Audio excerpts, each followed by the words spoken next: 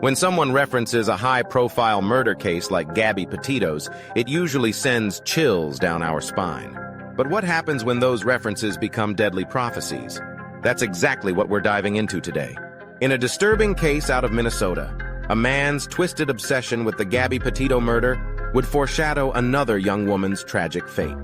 The story of 26-year-old Madeline Kingsbury, a mother of two, whose ex-boyfriend chillingly warned her that she would end up like Gabby Petito. Those words would later prove to be more than just a cruel joke. Today, we're peeling back the layers of a case that shows how history can repeat itself in the most horrifying ways, and how a single comment can be a warning sign of deadly intentions to come. What drives someone to not only study a notorious murder case, but to use it as a threatening reference to their victim? Let's find out.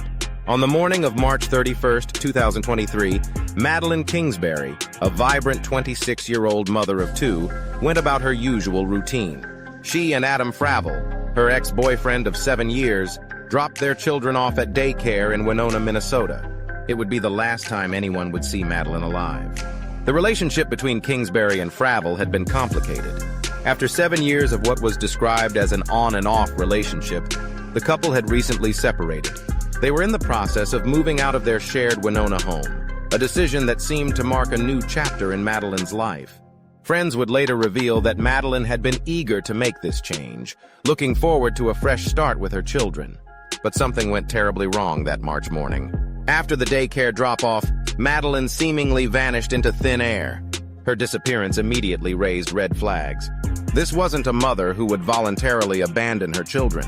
She had a stable job, close family connections, and was deeply devoted to her two young children, aged 5 and 2. When she failed to show up for work and wasn't responding to calls or messages, those who knew her knew something was seriously wrong. The circumstances surrounding her disappearance were suspicious from the start.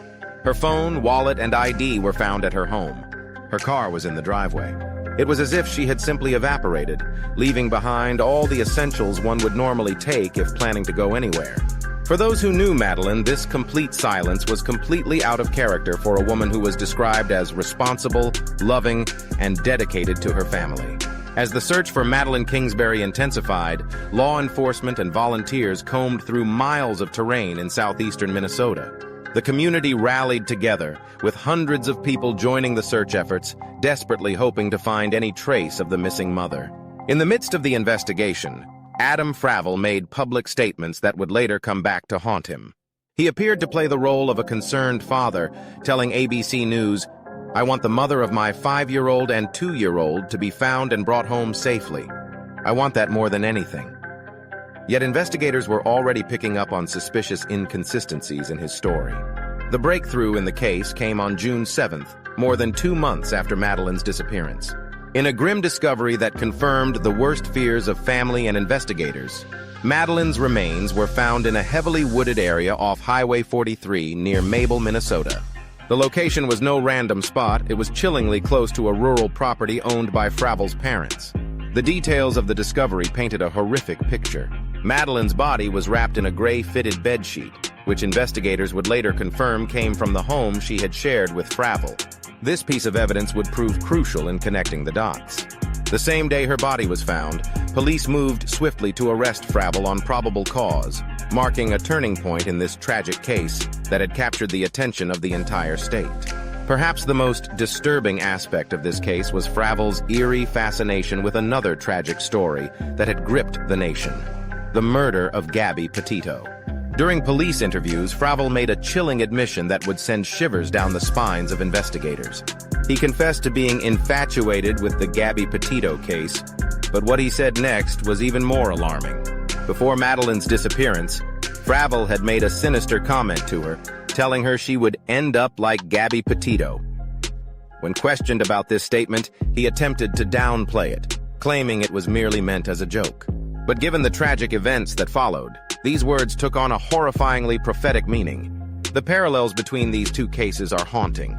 Like Gabby Petito, Madeline Kingsbury was a young woman in a troubled relationship. Both cases involved domestic tension that had been building over time. And just as Brian Laundrie had shown controlling behavior before Gabby's death, evidence would later emerge of Fravel's own history of aggressive behavior toward Madeline, including a disturbing incident where he had put his hands around her neck. What makes this connection even more chilling is the premeditated nature it suggests. Fravel's obsession with the Petito case and his joke about Madeline sharing her fate points to something far more sinister than a heat-of-the-moment crime. It raises disturbing questions about whether he had been contemplating this outcome long before that fateful day in March. As the trial unfolded over the course of a month, the prosecution built a compelling case against Adam Fravel. The medical examiner's testimony proved to be particularly damning, revealing that Madeline Kingsbury likely died from asphyxiation.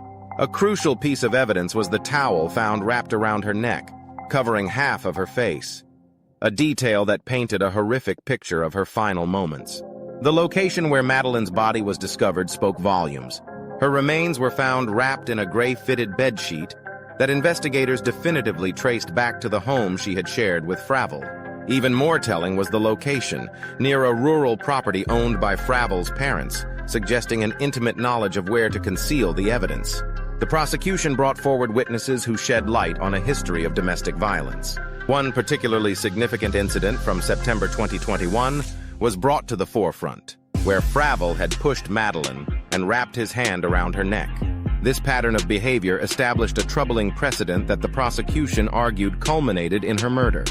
The defense attempted to counter these allegations, arguing there was no established history of abuse and pointing to the lack of obvious signs of struggle at the crime scene.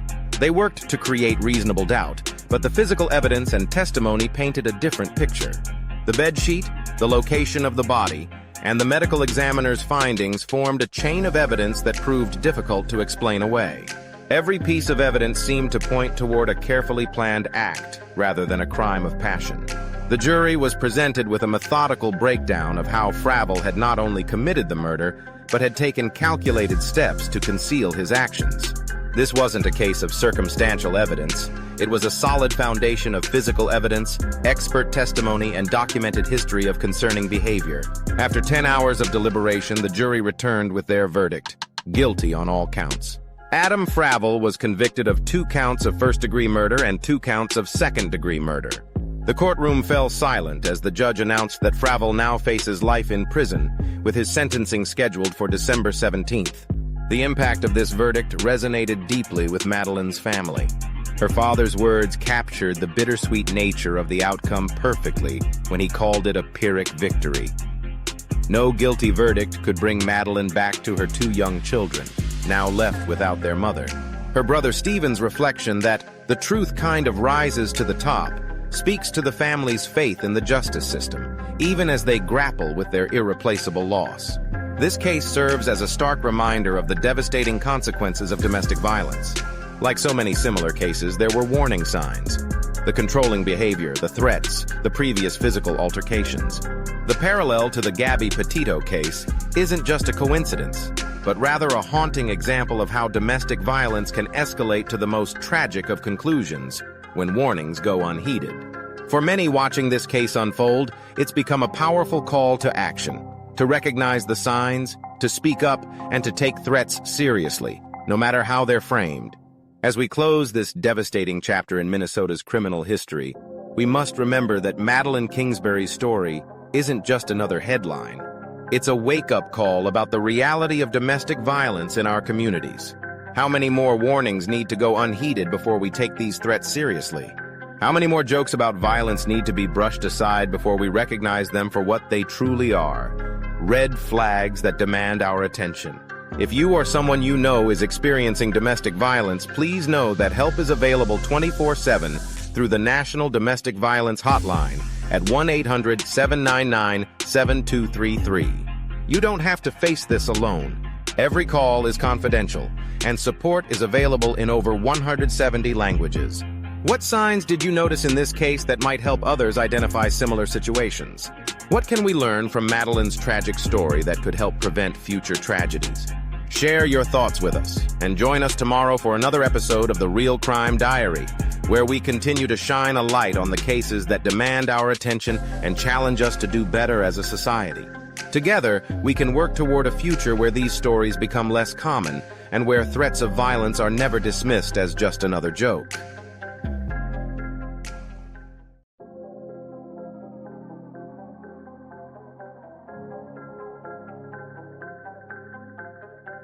Hey listeners, welcome back to The Real Crime Diary. I'm your host, Sean Dupree.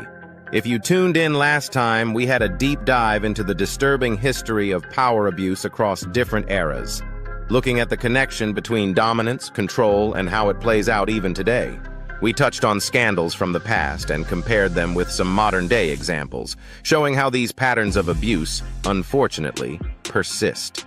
One of the most insightful tools we've explored to understand this is my book, Power, Pleasure, and Pain, a study of abuse through time. It's not just a historical account, but an interdisciplinary approach to understanding why this keeps happening. We draw from history, philosophy, and modern case studies to explain how figures like Dominique Pellico, Harvey Weinstein, and others have exploited their positions of power for their own gain, often protected by the very systems meant to stop them. Recap of last interaction. In our last live stream, we discussed how libertinism, philosophically introduced by figures like Marquis de Sade, has shaped the way power and pleasure have been entangled throughout history. This concept ties directly into how figures like Weinstein operated, as we saw parallels between de Sade's fictional characters and the way powerful men manipulated their victims in real life. You guys had some amazing comments, asking how societal structures have allowed these behaviors to go unchecked for so long. It's a crucial question, and one that the book addresses deeply. Why this book is valuable. Now, what's powerful about Power, Pleasure, and Pain is its ability to break down these historical patterns and link them to the present. You're not just reading about ancient Rome or Enlightenment philosophy. You're seeing how these ideologies are alive today. The book uncovers how sexual violence and control have been systematically woven into the fabric of societies from ancient times right up to the modern era. It's about understanding not just the individual predators, but the systems that protect them, whether it's in royal courts, religious institutions, or today's corporate and entertainment worlds. Through these historical lenses, we also explore movements like #MeToo that are beginning to dismantle these structures.